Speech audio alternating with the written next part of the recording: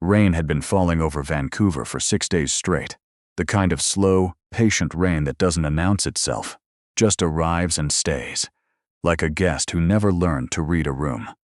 Noah Baxter was standing under the awning of the Harbor Center Parkade at 11:15 on a Tuesday night, turning a wallet over in his hands.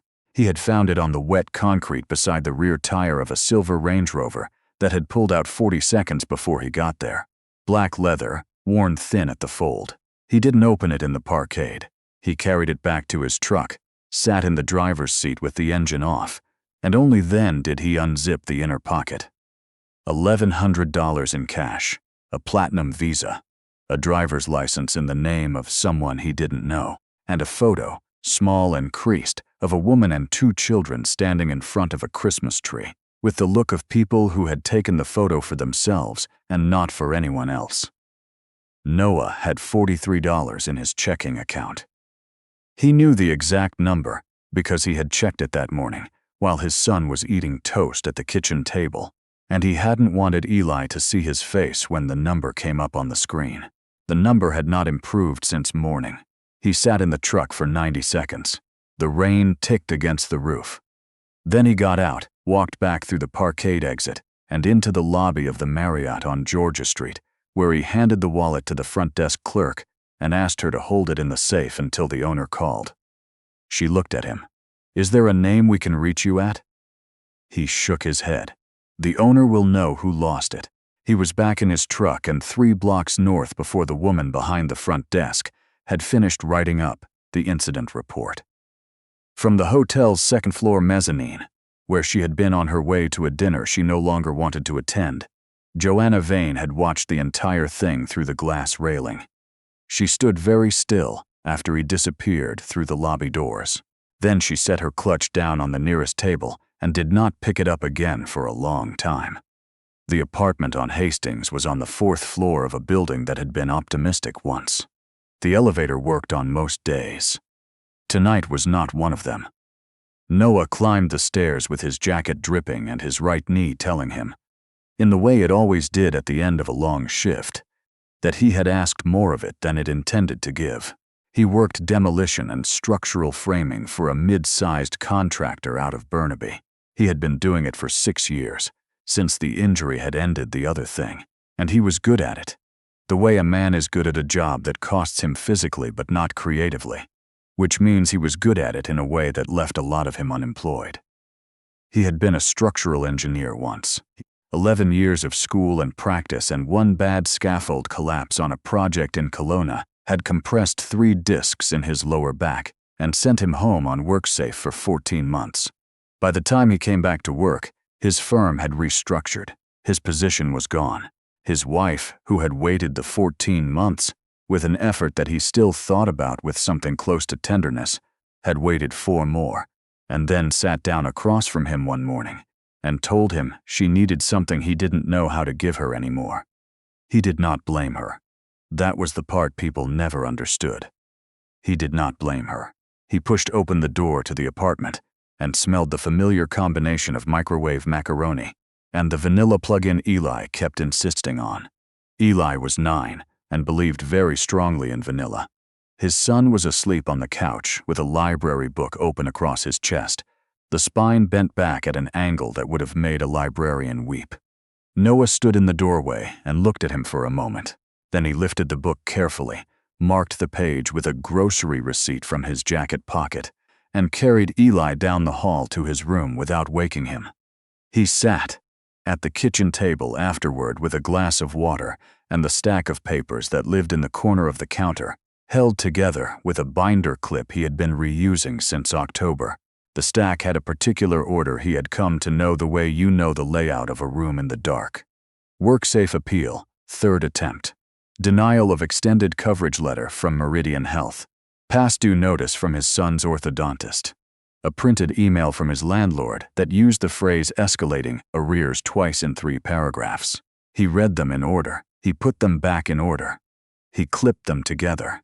He went to bed, across the city, in a corner suite on the 31st floor of a building she owned a controlling interest in. Joanna Vane was still awake.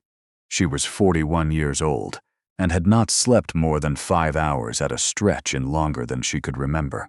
She ran Vane Capital Group, which held significant positions in 11 companies across 4 sectors, including a 62% stake in Meridian Health Solutions, which was the 3rd largest private supplemental health insurer in British Columbia.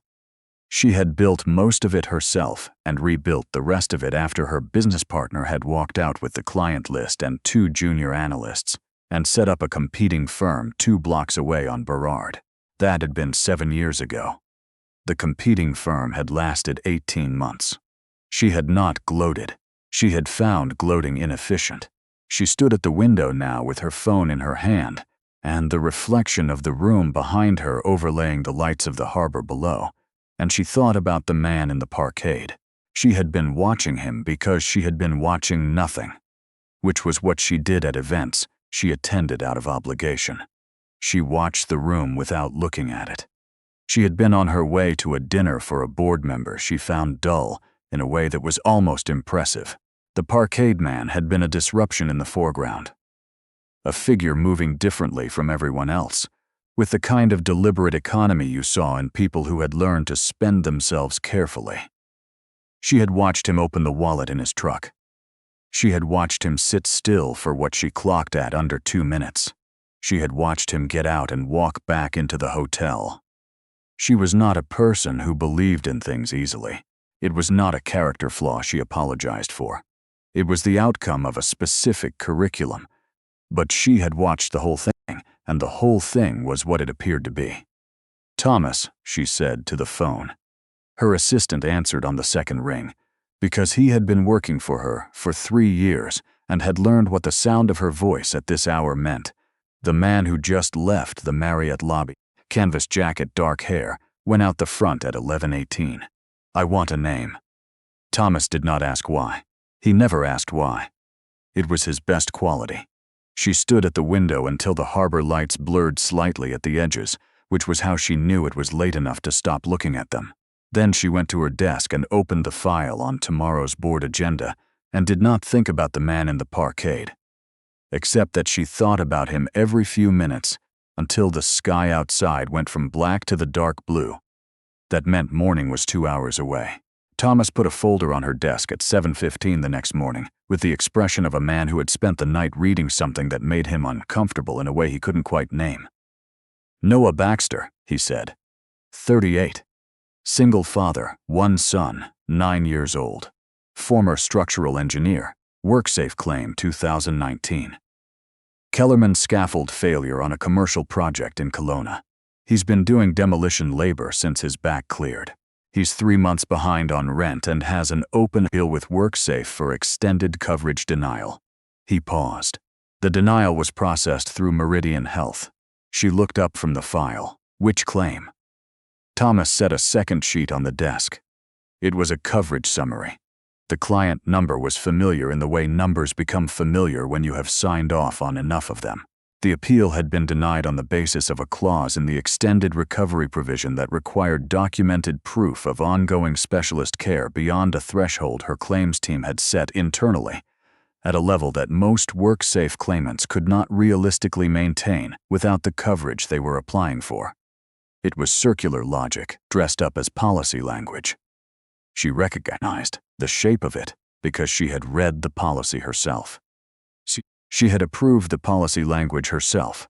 She had approved it because the actuarial team had presented a clean efficiency case, and she had been in a period of aggressive cost reduction, and she had read the summary and not the implementation.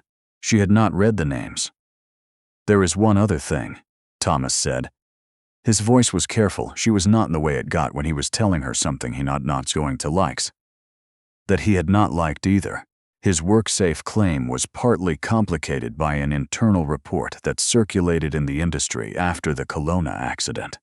The report suggested he had missed a load-bearing calculation in the original scaffold design. That's what Meridian used to qualify the denial. And did he? Thomas looked at her steadily. The original engineering report doesn't say that. It says the collapse was due to a subcontractor substituting a lower-rated connector without flagging it through the project engineer. Harper was the site engineer. He flagged the connector substitution in writing 3 weeks before the collapse. The project manager overrode him. She was quiet. He flagged it. In writing dated, time-stamped. It's in the original file. It was not in the summary that went to our claims assessor. She let that sit in the room for a moment.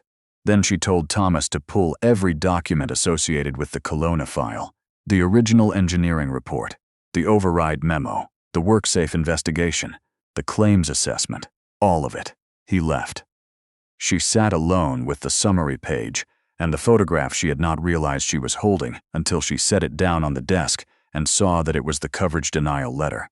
Her signature was on it, or rather, her digital authorization was, processed through a batch approval she had clicked through on a Thursday afternoon the previous February while she was between calls with Toronto. She had not paused over the name. She had not paused over any of the names. Outside the window, Vancouver was gray and wet and entirely indifferent, the way Vancouver is in November, which is to say it looked like it always looked, and that was somehow worse. She sat there for a long time. The idea came to her not as an idea but as a practical necessity, which was the only way she allowed herself to have ideas that involved risk. A property. Something that needed work. She knew a broker who handled distressed residential on the North Shore. She called him before lunch and told him she needed a house that needed everything. Plumbing, framing, the basics. Something a tradesman would take on by the job. She told him to put it in the name of a numbered company she controlled at sufficient remove from her own name. She told him she needed it by Thursday. He did not ask why, because she was his best client, and best clients get the courtesy of their own motives. The house was in North Vancouver, up the hill from Lonsdale, a 1970s split level that had been a rental for 12 years and showed it. One of the kitchen windows had been repaired with packing tape. The front walk was heaved from root growth. The carport sagged on one side at an angle that suggested the post had been having doubts for several years. On Friday morning, she called a number she had found in the listings flyer. Thomas had quietly arranged to slip under the wiper of the right van in the right parking lot. The phone rang 3 times. Baxter Contracting. She had prepared the opening. She used it without letting herself feel how strange it was. My name is Joe Brennan. I just took possession of a house on West 14th that needs a significant amount of work. I was given your name by someone who used you on a similar project. Pause. She heard in the background the sound of a child asking something. What kind of work are we talking? Foundation drainage. Framing in the carport. The plumbing's original. There's a window on the main floor that's been patched instead of replaced. I can take a look. He was quiet for a moment. That particular working quiet of someone mentally running a calendar they already know by heart. Monday morning? I charge by the hour for assessment, and I'll give you a written quote before I start anything. Monday's fine. She gave him the address. She hung up. She stood in the kitchen of her actual apartment, which was warm and smelled of espresso, and looked at the phone for a moment as if it might offer an opinion. It did not. He arrived at 8:58 on Monday. She had been in the house since 8, moving through rooms with a notepad, and the performance of a woman who had just inherited a project. She heard the truck in the driveway before she saw it. Through the front window, she watched him get out. Look at the carport, look at the roofline. Tilt his head slightly at the heaved front walk the way an engineer does, reading the ground under the concrete before he has set foot on it. He was taller than she had expected. The canvas jacket was the same one from the parkade. She noticed he moved his right side slightly differently from his left, a compensation so practiced it was almost invisible, the kind of thing you learn to carry so well you forget other people can see it.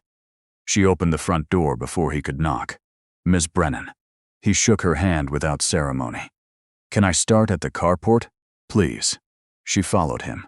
He did not make conversation. He looked at the sagging post, crouched to look at the base of it, stood, and looked at the beam above it without touching anything yet. He went around the outside of the house in a single circuit before he came inside, which she recognized as the habit of someone who needed the exterior context before the interior could make sense. He spent an hour and 40 minutes in the house. He found the rot in the subfloor beneath the bathroom before she mentioned it. He noted the improper venting on the dryer without being asked. He stood in the basement for several minutes, looking at the foundation wall with a small flashlight, not speaking, and she found she did not feel the need to fill the silence. The quote he handed her an hour later was handwritten, precise, and about 30% below what she had expected. She asked him why it was that number. Because that's what the work costs, he said, not what the market charges. Those are two different things. He said it without self-congratulation. He was just reporting a fact. She told him she would confirm by end of day. She did, from the truck of her own car 3 blocks away, sitting in the rain. He came 3 days a week. He brought Eli on a Saturday once, because his regular after-school arrangement had fallen through, and he had a window that would otherwise go unworked. And he called night before to ask if it was all right. She said, of course, before she had decided whether it was. Eli was 9, and regarded the house with the focused skepticism of a child who has accompanied his father to enough of them to know which ones are worth caring about. He sat up at the kitchen table with a workbook and a mechanical pencil and did not appear to require entertaining. After an hour, he came to find her in the back room where she was doing a very plausible impression of reviewing documents. "Are you an engineer?" he asked. "No, I work in finance." He considered this. "My dad was an engineer. He's good at it." "Is he?" "Yeah." Eli looked at the wall, then back at her, with the evaluating expression of a child who has decided to share something. He had to stop for a while, but he's still an engineer. He just does it with his hands now instead of on a computer. She looked at the boy for a moment. "That's a smart way to put it," she said. He shrugged. "That's just what it is." He went back to his workbook. She sat with that for a while. The 3rd week, she was on a call in the back room when she left her bag on the kitchen counter. There were $2,000 in the outer pocket.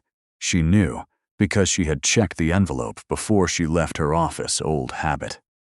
When she came off the call 40 minutes later and came back into the kitchen, the bag was where she had left it. Noah was on the back deck replacing a rotten board, his back to the window. She picked up the bag. The envelope was there. She did not count it. That evening she stood in the kitchen of the North Shore house after he had left and thought about a man who had flagged a connector substitution in writing, been overridden, watched the scaffold come down, spent 14 months healing what it had broken in his back, and then had his appeal denied on the basis of a report that had omitted the most important fact about what happened. She thought about a child who said his father was still an engineer. He just did it with his hands now. She thought about a parking garage on a Tuesday night and 90 seconds of stillness, and a decision that cost a man nothing but everything. The story that was circulating had not reached her directly. It arrived through a labor contractor Thomas mentioned in passing. That there was a Baxter doing demolition work around North Van, who had apparently been involved in a Kelowna project that went badly, and word was getting around. The contractor on West Keith had mentioned it when Thomas was confirming a reference. The contractor on Esplanade had said something similar, and his tone had been careful in the particular way of someone repeating a thing they weren't sure was true, but didn't want to be the one to say wasn't. By the end of October, 2 of Noah's regular accounts had gone quiet. He did not mention it to her. She heard him on the phone once, in the carport. His voice level and flat and precise. He said, "That is not what the report says." And then he said, "I understand." And then he hung up and stood with his hand on the post he had just finished replacing. And she watched him through the window for a long moment before she went back to what she had been pretending to do. That night, in a downtown office she had not thought much about in a while, a man named Greer, who had been her deputy CFO for 4 years before she had accepted his resignation under a process she had been too distracted to examine thoroughly, took a call on his personal cell and said only, "She's getting attached." "I'll sort it." He said it the way people say things they have already decided and are simply announcing. He hung up and went back to his evening, as though he had not just said anything at all. The story moved the way old industry stories move, picking up velocity from each retelling, getting cleaner and more damning with each new mouth. A project manager in Coquitlam heard it from a foreman. The foreman had heard it from a site supervisor. By the second week of November, the version in circulation said Noah Baxter had missed a critical load calculation on the Kelowna job and that the WorkSafe file had been flagged for professional misconduct. It said this with the confidence of something that had been repeated enough times to feel true. His landlord called on a Thursday with a 10-day notice. He did not tell Eli. Eli found out anyway, the way children do, by being present in a way adults forget to account for. He was sitting at the kitchen table on a Friday afternoon when Noah was on the phone in the hallway, and he heard enough of one side of the conversation to understand the shape of it. When Noah came back into the kitchen, Eli was looking at his workbook with an expression that was doing too much work to be casual. "Dad," he said, without looking up. "Yeah, we're okay, right?" Noah sat down across from him. He looked at his son's face, which was 9 years old and trying very hard to be older. "Yeah," he said, "we're figuring it out." Eli nodded. Then he went back to his workbook with a deliberateness that broke something quietly in Noah's chest. 3 days later, Eli had an asthma episode at school. Not a severe one, but enough that the office called Noah off the job and he drove the 40 minutes to the school in Burnaby where Eli's mother lived, because he had been staying there for the week while Noah covered a double shift. Eli was fine by the time he arrived. He was sitting in the health room with a Ziploc bag of crackers and a library book, looking annoyed about the interruption to his afternoon. Noah sat beside him for a while without saying anything. "I'm okay," Eli said. "I know. You don't have to stay. I know that too." He stayed. On the drive back to the North Shore, Eli fell asleep against the window, and Noah drove in the dark, with his hands on the wheel, and thought about the stack of papers on his kitchen counter, and the WorkSafe appeal he had filed in January that had come back denied in March, and that he had refiled in July with additional documentation that a legal clinic volunteer had helped him organize, and that was now listed as under review, which was a phrase that had lost most of its meaning from overuse. He thought about a woman in a building he had once designed support beams for, who had signed a document denying his coverage on the basis of a report that contained a significant absence where the truth should have been. He did not yet know her name.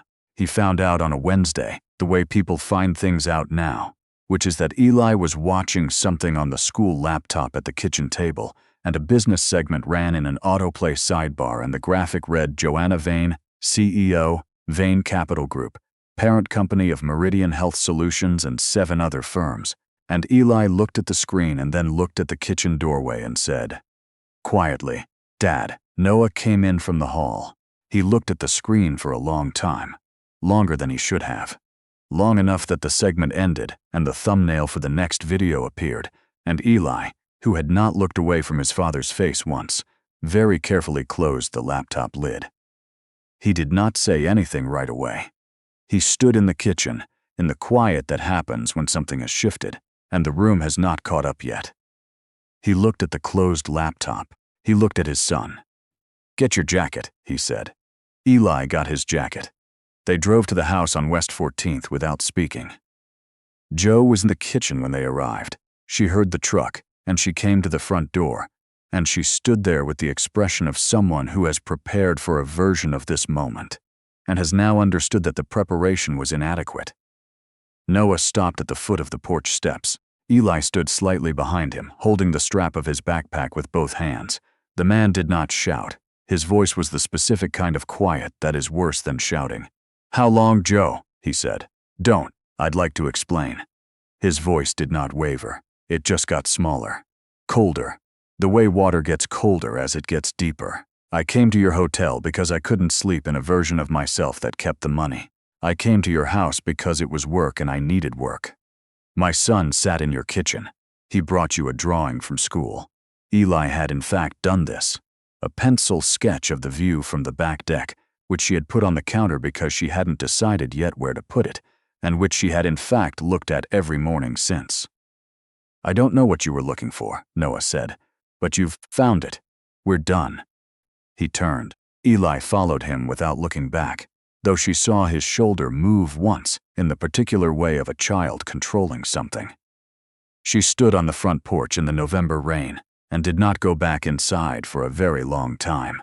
48 hours later, sitting at her kitchen table with coffee she hadn't drunk, she received an email from a journalist at the Globe who was working on a piece about surveillance of private citizens by corporate executives, and who had been provided by a source within her own company with the address on West 14th, phone records showing calls to a residential number in North Vancouver, and a photograph of her car parked outside a school in Burnaby on the afternoon Eli had been sent home.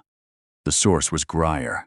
She did not know this yet. She would know it by Thursday, when an internal security review she had commissioned independently 18 months ago, and mostly forgotten about, returned a report that traced a pattern of information leakage to a single executive account that had been accessed from a personal device at hours inconsistent with employment obligations. She knew only that someone she had trusted with the architecture of what she'd built had used it as a weapon and aimed it at her, and the angle of the shot had passed through an innocent man on its way to her. She read the journalist email 3 times. Then she called her communications director and told him to arrange a press conference for 9 the following morning. Open door, all outlets, no prescreening. He asked her what the topic would be. The Kelowna scaffold collapse, she said, 2019. And what came after? He was quiet for long enough that she could hear him deciding whether to ask the question he was thinking. He decided not to. She liked him for that.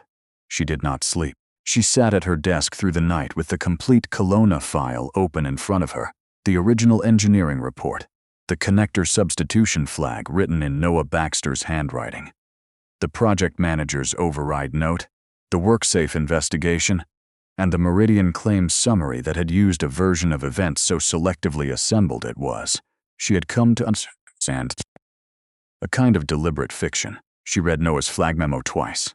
It was 2 paragraphs, dated, filed through the proper channels, specific about the connector grade and the load rating differential and the risk category. He had not overstated it. He had not understated it. He had written exactly what he saw in the language his training had given him, and filed it where it was supposed to go, and someone above him had looked at the cost implications and made a different calculation. She sat with that for a while. At 3 in the morning, she pulled up the coverage denial letter and read the clause her claims team had used. She read the policy language she had approved in a meeting she now remembered only vaguely, presented on a slide deck by an actuary with a pleasant voice, during a cost reduction period when she had been looking at the numbers and not at what the numbers were attached to. Her authorization was on the page. She had not read the names. She drew a line through the resignation letter her board had sent her at midnight. The diagonal was clean. Then she picked up her phone and called the communications director back. She stood at a small table in the lobby of her building at 9 the next morning. No notes. The jacket was one she had owned for 7 years, the kind that's past caring about impressions. She looked at the cameras. In 2019, she said, a scaffold collapsed on a commercial project in Kelowna, British Columbia.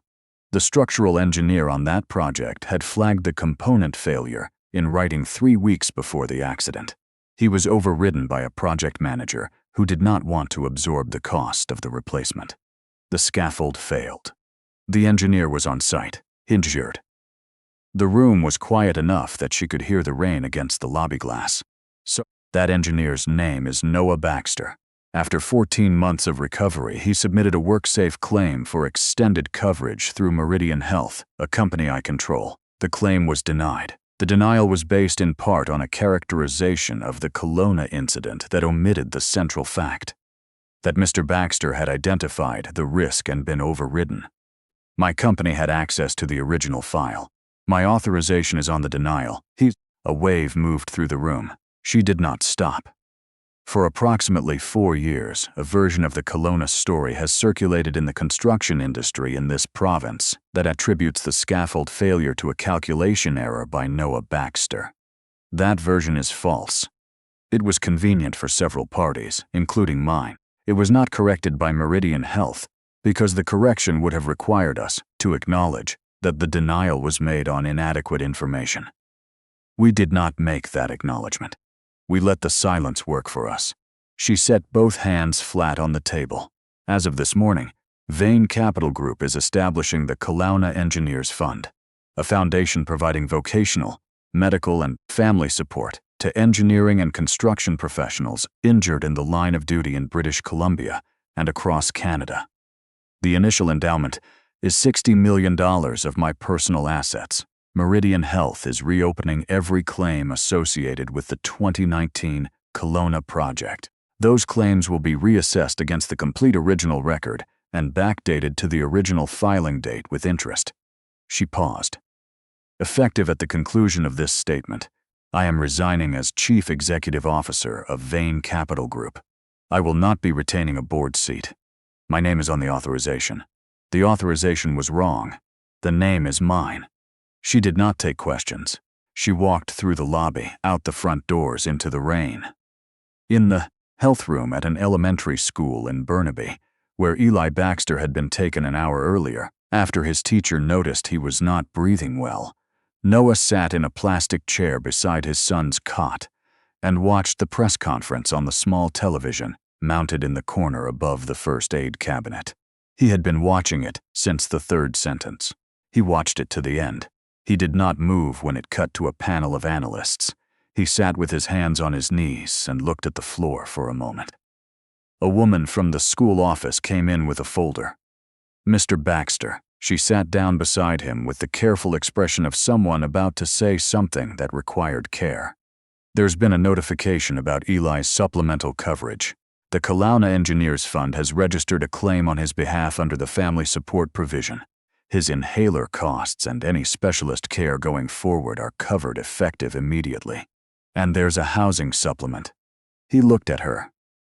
It's the foundation, she said, not a person. The fund pays.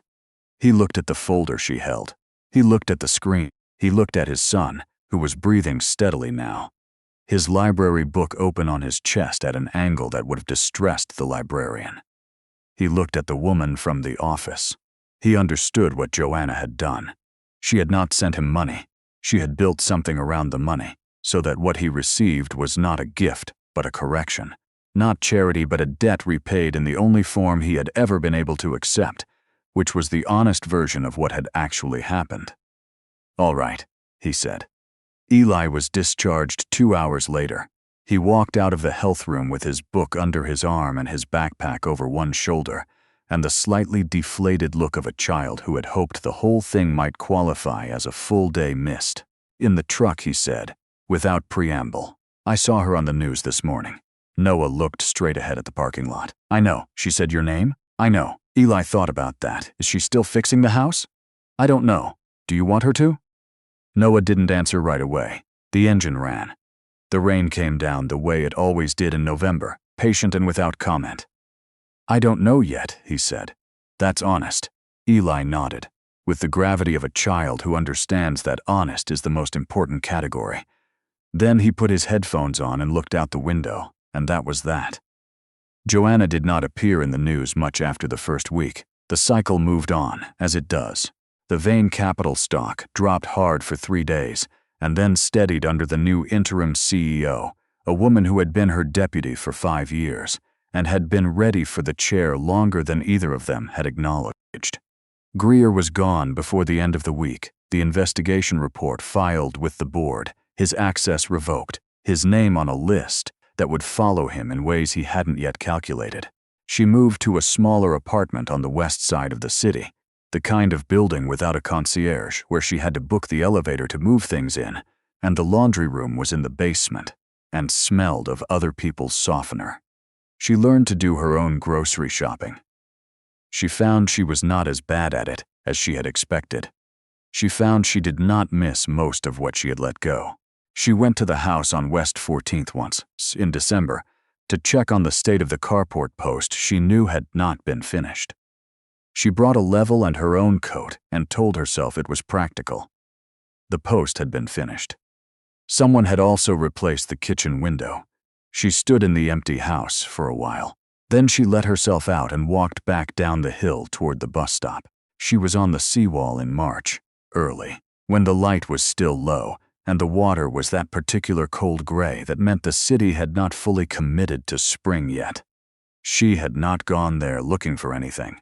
She had gone there because it was early, and the seawall was one of the few places in Vancouver that held its quality regardless of what you brought to it. She saw Eli first.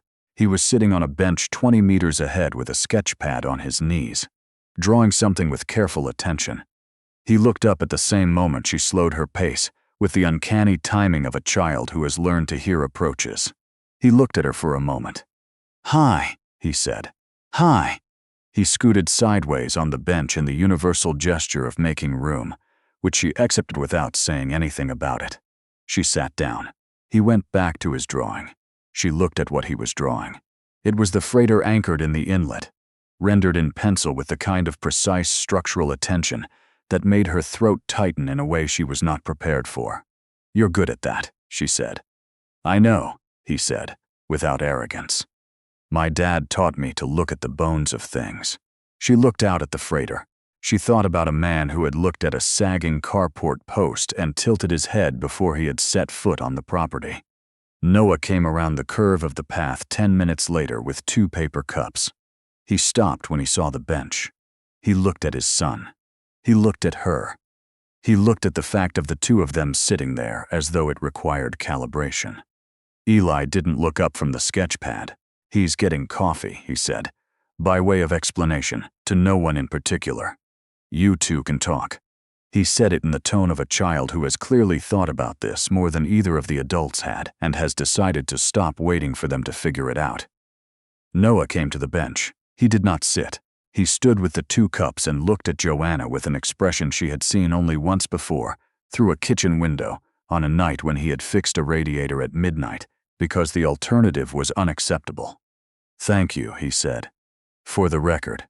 "I needed to say that." She shook her head. "I gave back what was already yours." He was quiet for a moment. Then he sat down on the end of the bench. He handed one of the cups to Eli, who took it without looking up. He held the other one and looked out at the water. The 3 of them sat there in the March light, and the freighter sat in the inlet, and the city went about its mourning around them. After a while, Eli tore the drawing off the pad. He looked at it for a moment, added something in the bottom corner, and held it out to Joanna without ceremony. She took it, the freighter, the inlet, the early light, and in the bottom corner, in the careful block letters of a 9-year-old who had decided something. 3 figures on a bench, small against the water. He had not labeled them. He didn't need to.